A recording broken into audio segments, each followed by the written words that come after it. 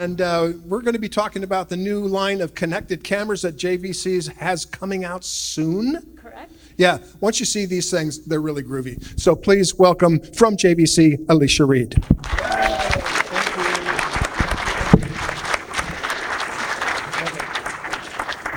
Great. Well, thank you for having me again. I came before to show you some of our streaming cameras that can stream to Ustream and Facebook. And now today we have a new series of cameras called Connected Cams that I wanted to let you know about. We have a variety of products, but I'll focus on those tonight. And if you didn't know, I'm the district sales manager for the West Coast for JVC, and I work with a lot of the resellers in the LA area as well as other cities on the West Coast. I have a little booth upstairs in the entry area, so if you hear something you like, come during the break time and you can see the cameras up close and we can chat more about them. So again, thanks for having me. So JVC recently merged with Kenwood, so we're actually called JVC Kenwood now. And JVC and Kenwood both still keep their separate brands. So JVC has a variety of things like consumer and professional cameras, headphones, car audios, 4K projectors, 4K monitors. And also the Kenwood line has mobile radios, car audio, a variety of products. So we're complementary and we work together, but the JVC brand continues under its original name. And before I talk about the cameras, I talked to some of you in the lobby, and I know many of you are actually in the editing side of things. So I wanted to mention for you, JVC has some new 4K production monitors coming out. If you're not in the price range of the color correction monitors, which can be 5 figures, we have some much more affordable monitors that are really nice for 4K production. We have a DTU 31 Pro, which is the Cinema 4K. We also have the DTU 31U, which is the Ultra HD style. And these actually haven't started shipping yet. They'll be shipping in the next month or so, but they have been available in Europe and Canada. And folks have said in this price range, which is the 5,000 to 9,000 price range, there's some of the best out there as far as really good image quality. So be sure to talk to your local vendors or me if you want to get a demo or have interest in the monitors. It's again a brand new product that might fit a nice niche if you need something for editing, for viewing, for something in the studio. It's a 31-inch, and you can see it's really nice, full-featured HDR, 12G 4 inputs, auto calibration with probe, 10-bit panel. So consider JVC for your monitor needs. We've been known for our HD monitors for years, and this is our first 4K offering. Onto the cameras. We have a new series of cameras called the Connected Cam Cameras. And the reason why they're called that is we actually incorporate a lot of streaming capabilities into the camera body itself. In the old days, if you wanted IP connectivity or you just wanted to stream, you might use a microwave truck. Or in more recent years, you might use a backpack type system. And those are separate from the camera normally, so you need to either buy or rent that extra product. But what JVC does, you can see on the picture here, we include in the camera body a streaming encoder, a return video decoder. We have the ability to auto FTP footage to a server, and we also have Wi-Fi and LAN built in. So as you can see, it's kind of almost everything you need for streaming right there, depending on what you want to do. And I'll talk a little more about that. So we have a couple of styles of models. We have a handheld series called the 500SPC and 550, and also a shoulder mount called the 900. And these are cameras originally designed for news production. So TV stations, when they're doing breaking news and things like that, would use this type of camera.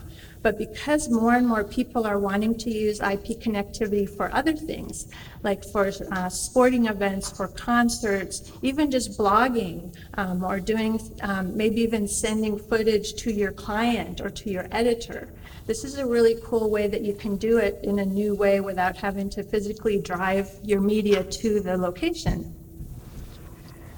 We have the handheld, which has a 1-inch CMOS sensor I know a lot of you are into the film style cameras and film look.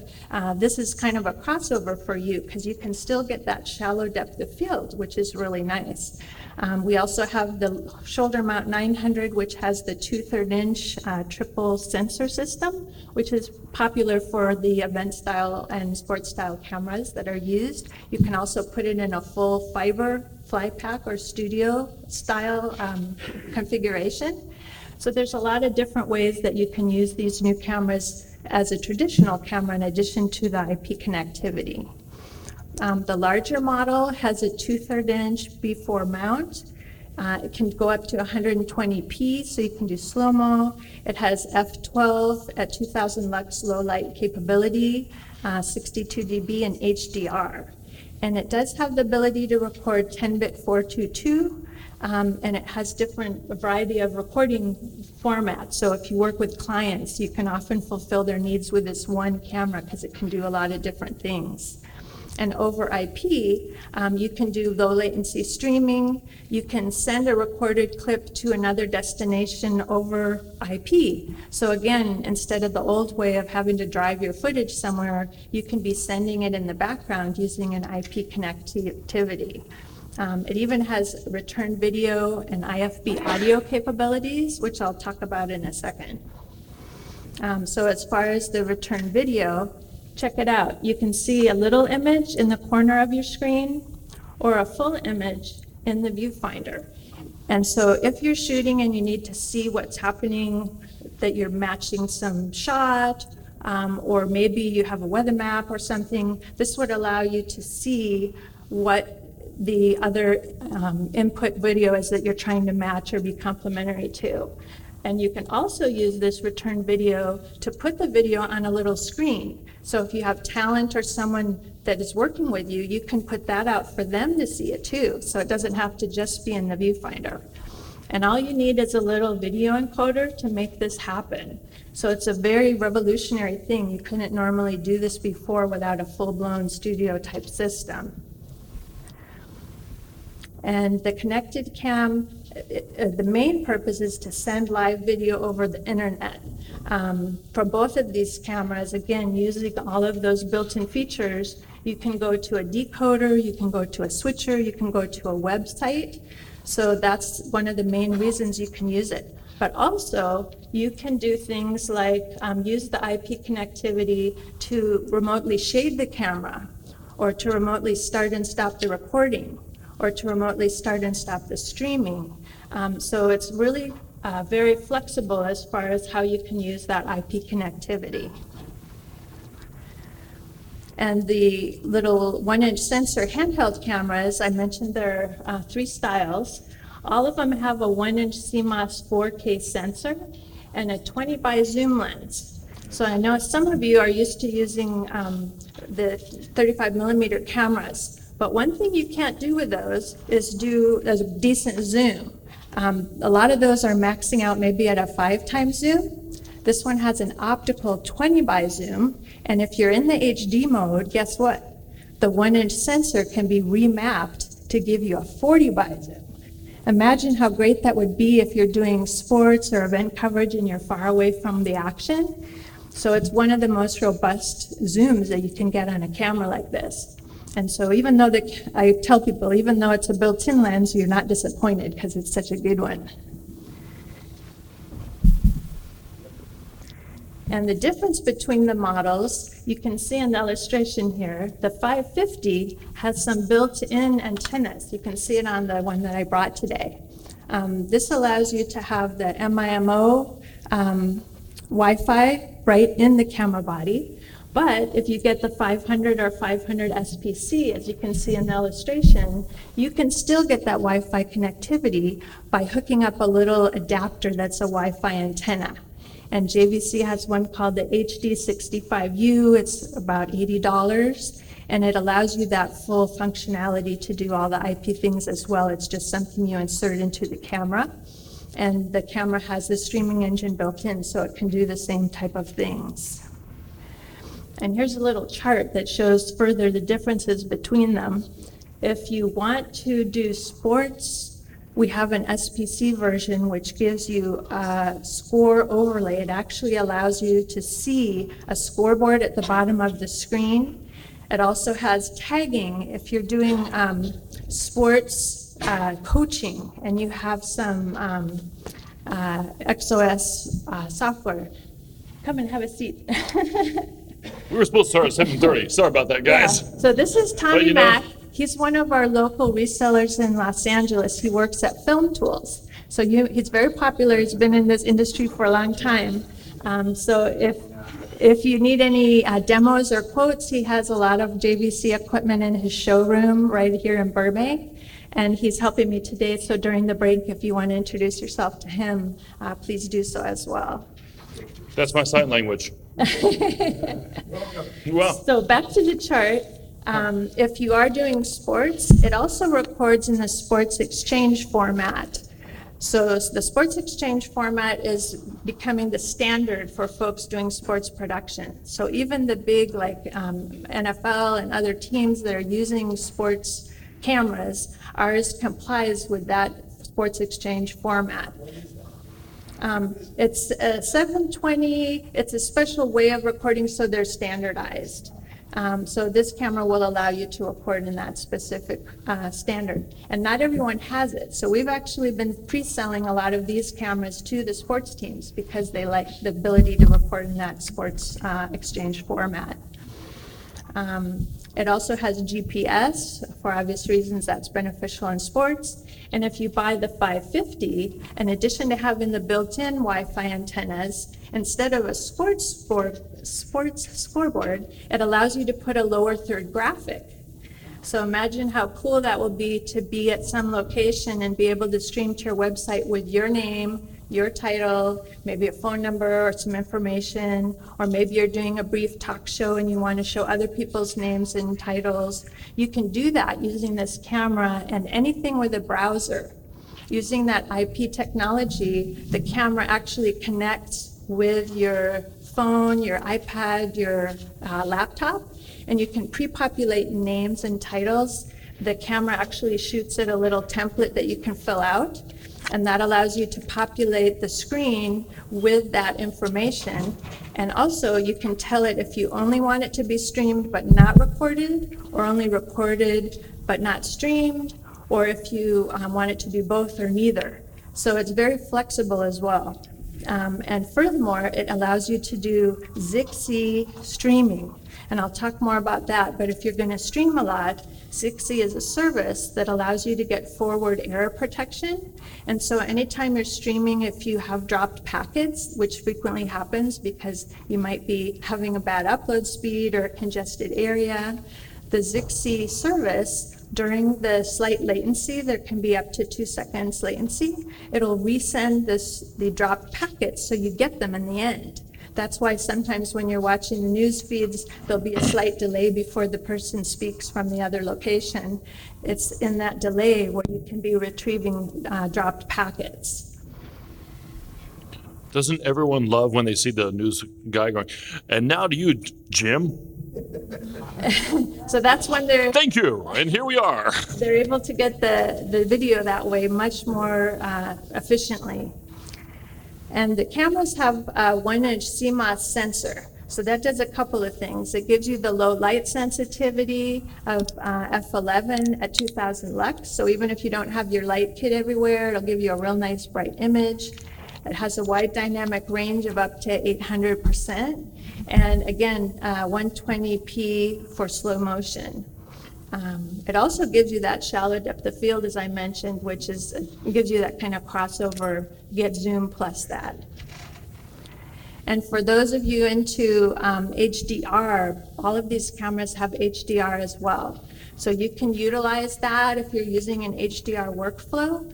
You can choose the color profile settings that you see there. And we have both HDR, HLG, and something called JLog. JLog is the one that can get you up to that 800%. So it gives you some nice versatility if you are doing more high-end film-like work. And it can work really nicely with our new 4K monitors as well. Okay. And we have a 20 by optical zoom lens. So I know a lot of you are used to working with film style lens where zoom isn't an option. That's one of the big benefits of this camera. If you do have applications where you need to either follow a moving subject, maybe you're doing something where you have a lot of motion or you're far away and you want the ability to move back and forth without physically moving yourself or changing your lenses. This gives you the equivalent of 28 millimeter to 560 millimeter. And you can see the illustration on the bottom. On the right, if you did have a Super 35 style camera, you'd have a lens that's much longer. And on the left-hand side, you can see a wide shot of a river or zoom into an animal in the river. On our older cameras, the zoom wasn't as robust and we'd show a parking lot and a car. So this is much bigger. You even get more zoom than on our previous models. And so this is really great, like I said, for sports events. I don't know if there even is a camera that can do a 40 by zoom. I mentioned that it's 20 by optical, but because of the 4K sensor, it'll allow you to remap that sensor to 1920 by 1080 with the 40 by zoom. So you haven't lost resolution, you're still in HD. So the old days of, ooh, digital doesn't look good, that doesn't apply. You'll get a really nice HD image, full 1920 by 1080. And you can actually do the zebra pattern to help you focus, okay? And a big thing for Oh, come on, that was a good one. A good one, a good benefit of this camera is that it has the ability to record ProRes right in the camera body. Did I say that right? I did. ProRes right in the camera body. And in the old days, you needed a separate device to record onto because ProRes eats up a lot of memory on your media. But we allow you to use a standard SSD card. And you can get ProRes 10-bit 42260p. So you do get that full resolution.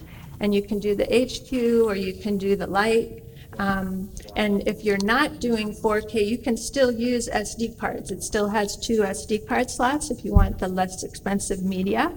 But the neat thing is you have the ability to record ProRes on the camera body, which was not available before. And here's an illustration how it works. JVC has a little camera adapter, and you just buy your favorite brand of M2 SSD card. And you can see on the upper right, there's a chart. Pretty much no matter what style you're using, you're going to get close to an hour or more of footage, depending on if you're doing the HQ, regular, or light ProRes. And you can use a USB-C cable to connect it right to your computer or to your editing system. So it's really attractive if you're using ProRes. This is something to know about because it's, if not the first camera, one of the first cameras that can do this. Yeah, I want one, somebody said. Talk to me later. And we talked about earlier the sports version. Yeah, not tonight. This is my only one. As it was suggested earlier, this is brand new, hot off the press. It'll start shipping in the next month or two. Tommy's going to try and steal one for you. And he's going to get one of the first ones if you want to test it out at his office at his showroom. But there's 3 versions, as I mentioned, and the special thing about this sports version, the SPC version, is the scoreboard overlay. I think I showed you this a couple years ago because it was a part of our GY-HM550 SP camera, which is our smaller version with a little less expensive zoom and smaller sensor. But now we have this feature on this more robust camera. And how it works is you use the Wi-Fi antenna to be on the same network as your phone or your tablet or your laptop. When you look up what you're connecting to, you'll literally connect to each other. You'll see it listed. And then in any browser like Chrome, instead of typing like eBay or something, you type the IP address of the camera. And the camera literally shoots it a little template, and it allows you to type in the team names. It'll have buttons to update the score. You basically update the score and then hit upload, and instantly you'll see it on your screen. And if you're doing something, slower paced, you can just shoot and do the updates yourself. If you're doing something very fast paced, or you do this a lot, there's also a cool accessory on the lower right called the Score Hub by Sportscast. And this product allows you to directly feed the scoreboard data from like a Daktronics or other scoreboard to your camera without having to do it manually. So folks that do this often, they'll invest in one of those. It's, I think, around $2,000, so very low cost. And it will work with most of the scoreboards out there. And you can just take it from place to place, and it'll allow you to, using a single camera, not only cover the game, but get the score. So it's just incredible. So basically, any high school, college that has that normal unit that does all the scoreboard stuff will interface here, and so as soon as they change it on there, it changes on the camera. Correct. That's So you cool. don't even have to worry about it. Yeah. It's easy.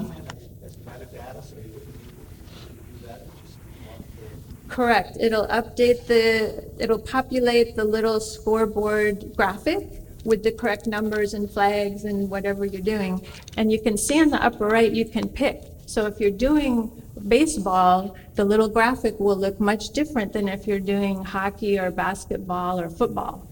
So it'll customize to your sport. You just pick it in the menu which sport you're doing.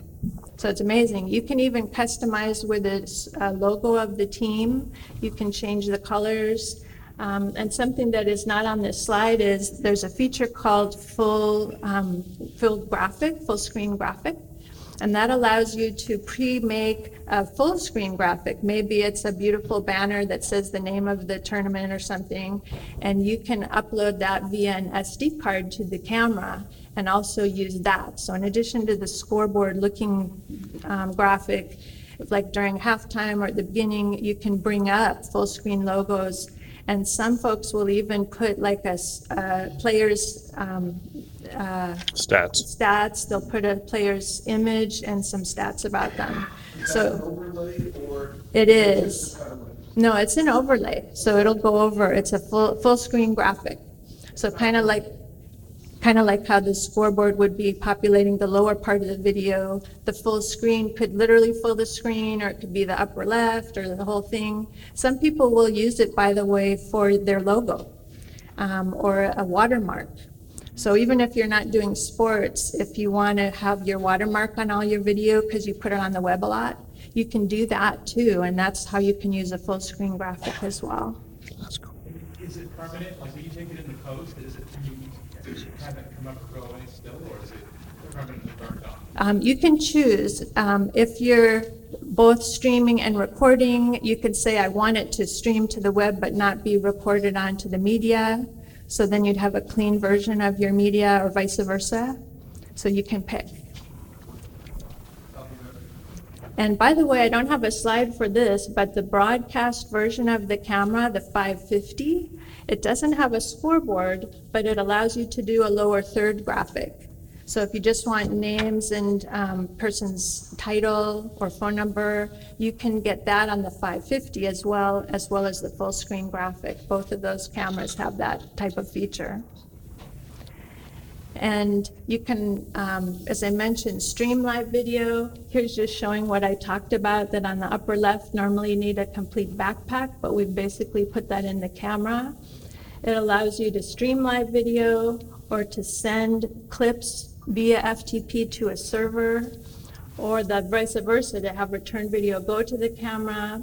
Or something I didn't mention, you can do IFB audio, which is basically one-way intercom. It allows you to have a person speaking from a microphone using a little audio mixer, and it will go to up to 10 cameras. So that can be in the ear of your shooter, it can be in the ear of your talent, but it's a neat way, kind of a poor man's intercom. If you want a one-way intercom, you can do it easily using this Wi-Fi. Is this tally light? Yep, it's got tally as well, and you can activate the tally via Wi-Fi. That's correct. Holy Good point. crud. Yeah, and that's not available usually on handheld cameras, so that's a really nice feature as well. IFB and tally light. Mm-hmm. Cool. I want four. We My already name's have some Tommy. takers. And this is just showing how you can have multiple cameras sending streams to a switcher or going through a little router, maybe to a single decoder or a single location. So there's a lot of different ways you can use this. And I'll just point out again, at the bottom is the logo of Sixy. They actually won an Emmy Award, and they were recently accepted by not only JVC, but a lot of other vendors as their streaming method. And even Amazon has taken them on for their streaming method. So that's how robust and good the Sixy functionality is. As I mentioned, if you're dropping packets, it'll literally recover most of them, and you can get up to 30% packet loss. So even if your stream is so bad you've lost 30% of the packets, with the Sixy streaming service, you can get those back. Kind of reminds me of Pied Piper from Silicon Valley. Is that cool? And this is showing one way to get Sixy is we have a little product, that orange box, it's called Z-Ramp. And that, because Sixy is a service, in the old days you had to pay a yearly fee to Sixy to get their service. And like for broadcasters, they might pay $3,000 a year to get Sixy streaming service. But we have these little Z-Ramp servers, and they're in the $3,000 to $4,000 range, but it gives you a license in perpetuity to get Sixy for your streaming. So it's not as expensive as it used to be. So consider that if you are wanting to start going wireless and start streaming your video, that's a really nice capability. And this slide is also showing not only how you can go to a decoder or a switcher, but you can go to multiple CDNs, different websites. And I mentioned Amazon a couple minutes ago. They have a special service called AWS Elemental that's relatively new. If you don't stream very often and don't want to invest in the little orange Z-Ramp box, you can pay by, I believe it's by the hour, to do streaming using their service. And as I mentioned, they also use Sixy because it's such a good way to stream. And here we're showing on this slide, you can go to decoders, you can go to different CDN websites as well. And that's something you can get directly from Amazon now, which is a brand new service that they have. Oh, and notice on the upper left where it says Connected Cam, the only cameras with Sixy protocol built in. So if you like this, it's unique to JVC. So you're learning something really exciting because JVC has this feature and no one else does on their cameras. And even for you folks who are doing more of a film style shoot, be aware that using the auto FTP, it's kind of the equivalent of dailies. In the old days, you had to provide footage to maybe the client or your editor via dailies. How our cameras can do it is you can preset that every 15 seconds, 30 seconds, or 1 minute, you want the footage you just shot to go to a server. And again, it can go to your client for approval. It can go to your editor to start editing because it'll have the same time code. And what it does is, because there's 2 card slots, it'll allow you to record a full 1080 60p 50 megabit in one card. And on the other, you can do a proxy recording that's a lower resolution. But again, it will have the matching time code. So that's a really cool way to get dailies to your, again, your client or to your editor or to just someone on the team that wanted to view it right away. So it's a really remarkable new technology that, again, even if you don't want to live stream anything, you could care less. That's a really cool feature. And here's just an overview, reminding you that the cameras are part of the Connected Cam family. We also have the decoders, the little servers, and we even have bonded cellular units and Wi-Fi accessories that will make your streaming more robust. So if you do have special projects that you're interested in doing that, let Tamara know and we can assist you. Oh, I'm just like posing. It's okay. Yeah, I'm such a poser. Trust me, I'm such a poser. And lastly, just as an update, remember I started the talk by saying a couple years ago I talked about our little 250 camera streaming to different CDNs. As you may know, recently Facebook Live put a little monkey wrench in things and said they were only going to use RTMP the S version, I believe it is, which is the secure. And so a lot of people who were trying to stream to Facebook were having difficulty because it wasn't the same procedure as before. And so JVC is the first one that has a new update that allows you to stream right from our camera to Facebook Live, even using their new protocol. What? And you do it with the push of a button. I'll show you an example. She didn't tell me about that. So it can be paired with your Facebook account. It'll publish to the timeline and pages with a single button. So you can see on the left, it's showing you the JVC menu that says log in. And on the upper right, it shows you entered the code and it recognizes you. Edgar Shane is one of our JVC specialists, and he's logged in. So it will show you, it'll inquire and let you see, I want to post it to the timeline or the JV video account or the Trance Music Club, apparently, or the Life Church account. So it'll actually let you select where you're going to post your video. I want to see Horton Town Hall. And it whatever that also was. allows you to select privacy. Do you want it public for your friends or only me? And how you do it is same thing. This is an even less expensive camera. So if I didn't say it before, the 500 series cameras are in the 3,000 to 5,000 range, very affordable. And the little 250 is in the 2,000 range. So that's our least expensive streaming camera, and it has that Facebook capability. And you just use one of the little USB host antennas, and it'll allow you to do the posting video to Facebook. And at the bottom, you can say, well, I can do that with my phone, but the benefit is with the JVC camera, you have a more professional audio. You can use XLR mics. You have the better zoom, up to 24 by, and you also have the ability to record onto SD cards if you want to also do editing or use that footage later. And it even has wired and not wired remote control. And depending on the version you pick, you can even get the graphical interface. So there's lots of cool reasons why even this less expensive $2,000 model can be used. And it's available now. So the question was, if you're not using an SD card, can you stream the video to your switch or to a server or something? And the answer is yes. It's optional to use the SD card recording simultaneously. You don't have to do that, but you can. Because there's two encoders in each camera, you can do two things at once. So you can... You use it as a backup. Yeah, a lot of people will do that. He was saying, can you use it as a backup? And that's exactly what they'll do. They'll record onto media as a backup. They'll stream to their destination as well. You know, the SD card is nice either to have in your archive or as your backup, or if you're going to go to the web or do some editing later. So there's definitely the possibility of doing both at once.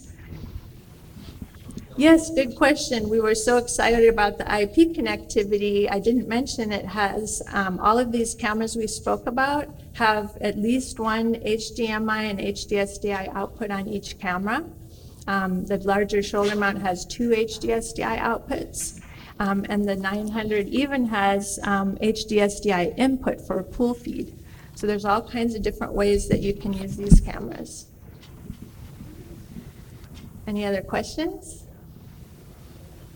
Great. Well, you guys were fabulous. Thanks for letting me share these new cameras.